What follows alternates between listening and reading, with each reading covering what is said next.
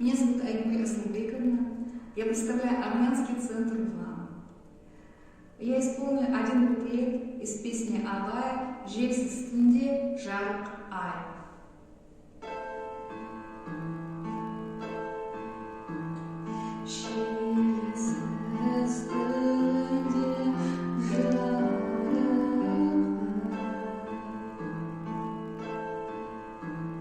So